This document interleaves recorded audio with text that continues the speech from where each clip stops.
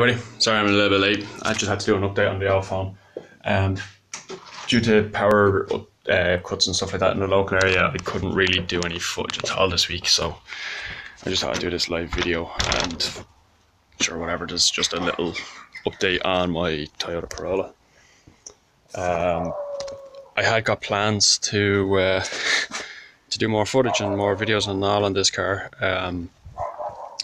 As you know, if you've been following the video at all, I had to have the engine repaired during the week, or even earlier on during the year. I had to have the timing chain done, and once I had that done, then the alternator sort of crapped itself, and the car's been sitting up for a long time. It's been sitting up since sort of roughly this time last year, so it's looking good now.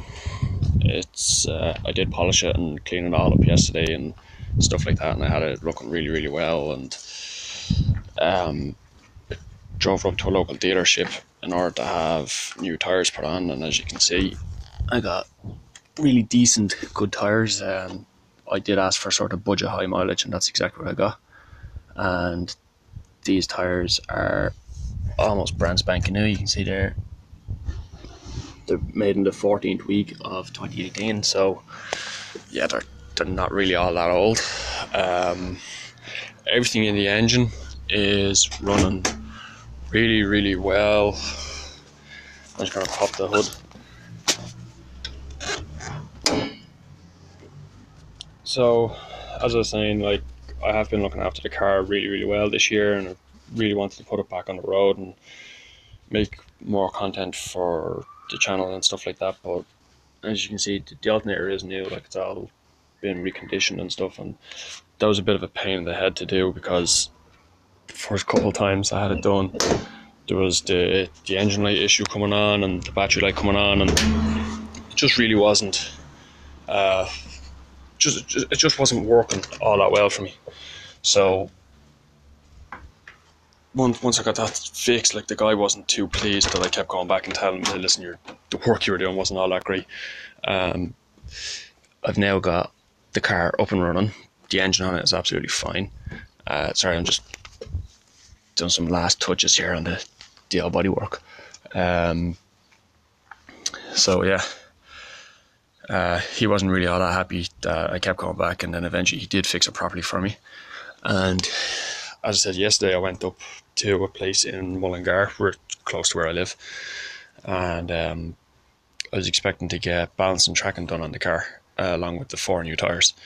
But once I got there, it didn't really turn out that well for me, because as I was driving along, I was getting an awful shudder through the steering wheel as I was going, and I was only doing about 65-70 k's, and it just, the car wasn't really happy. And I initially thought it was just the tires, because they were pretty bald and pretty useless. Like, it would have been stopped by the local police or anything like that, I'd have probably got penalty points and stuff like that on my license for them. But it turns out that the vibration wasn't all down to the tires. The vibration came from one of my front brakes has completely seized from being sat up. So I'm not really sure if the phone will really pick this up, because I'm doing all this live on my Sony Xperia phone. But it's actually, this here's the offender. The caliper is absolutely knackered. It's completely seized, and it cooked the pad. I'm not sure if you can really see that in there, but as I was going along, because it's constantly locked, it was basically cooking the disc and the pad at the same time, and it's totally seized. So I'll have to replace the caliper. So this car's going to be off the road again for another couple of weeks. Next week there won't be a video upload, because my little girl's been christened, so I'll be far too busy on that Sunday to upload a video. If I manage to make a video during the week, I will.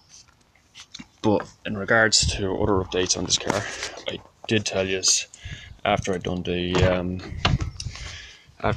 dual camera install.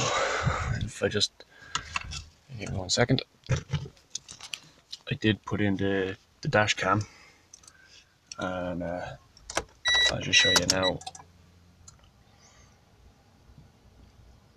Once that camera comes on, It is a relatively cheapish camera. Like I don't even know how much it was, because my wife bought it for me for, I think, Valentine's or some small present anyway. But and you can see I have the rear camera in. You can see her little Opel Corsa sitting in there. So you can see her little Opel Corsa back there, and this camera actually, once reverse gear is selected, let me see there now. I don't know. It becomes a reverse parking camera, so now you can really see her car. But as I said, this car runs really well now. As you can hear, that's the car actually running. Everything works. All the electrics are good. All the lights are good. The exhaust now as well is really decent because it's modified.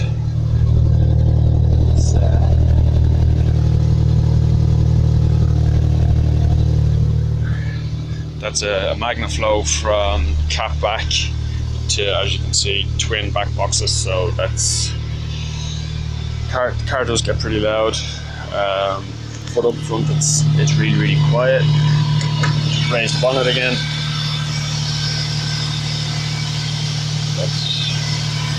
Everything does work, thankfully. The engine runs really sweet. I'll give it a quick rev.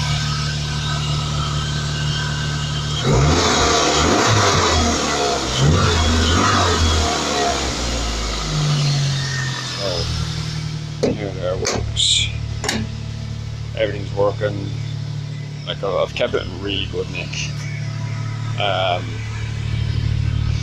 do want to do more updates and stuff on it, but for the time being I'm going to have to replace this caliper as well, because just for peace of mind I prefer to have 2 new calipers as opposed to 1 new caliper.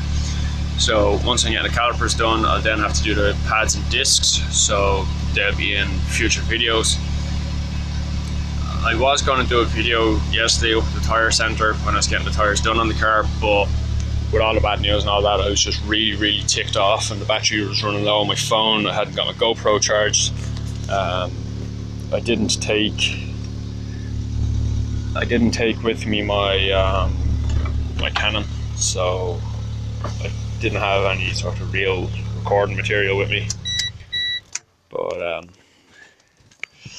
that's really all the updates and stuff like that for this car. Like, it is running really well at the minute. It's just one more small setback, and that's a real, like, I was super pissed yesterday when the guy told me, like, listen, your brake is bad. And even, like, I don't really know much about repairing them or anything like that. I did ask if it could be roasted, so that way, you know, the caliper would reset and maybe work.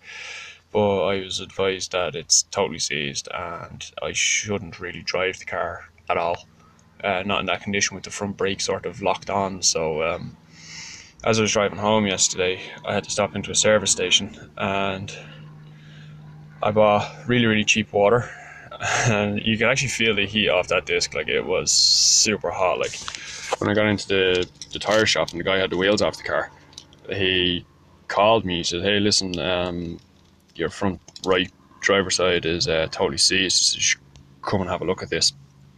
So it's exactly what I did. He said, hey, look, go to the passenger side. He said, you'll be able to touch the disc, you'll be able to touch the caliper. So it's exactly what I did. Like, I wanted to call his bluff on it, and I was, even after driving, it's about 25k from where I live to the tire place. So once I got there, I was actually able to put my hand onto the disc or onto the caliper just like that. I was almost able to touch the disc just like such. But on the far side, I couldn't even get close to it. The whole thing was absolutely scorched. It wasn't glowing red hot or anything like that. Like, they're not that type of brake to do that. But it was literally boiling. And even the wheel studs, when the guy was taking them off, like, they were burning through his glove. And he's like, they're just way too hot. So when I stopped at the service station on my way home and I threw some water on it, which I know can crack the disc or do even further damage, but I was just trying to stop the heat transferring from the disc onto the brake line and onto the ABS, because if either of those had have been melted by the heat or anything like that, I'd have been in some serious trouble, because I wouldn't have been able to stop the car and the ABS wouldn't work. And look, I managed to avoid all that crap, so I'm now just able to fix the caliper next week or maybe the week after. I'll replace the discs and pads, and then this car will be back up on the road, and I'll be able to do more footage, more stuff, because I want to do a comparison on I want to see how the dash cam actually really does work on this car, like what's its quality, because it's a cheaper camera. I'll also have my my next base camera plugged in as well, and we'll have everything else sorted. So that'll be that. I'm going to shut this video down now, so thanks very much for watching. If you enjoyed watching, give it a thumbs up. If you haven't done so already, please subscribe to the channel. Until next time, I'll see you around, but let me know in the comment section what you think below. Should I do more live videos, or should I just stick to what I normally do, or whatever, if you like this, you liked it. If you don't, you don't. But thanks very much for watching. Until next time, take care.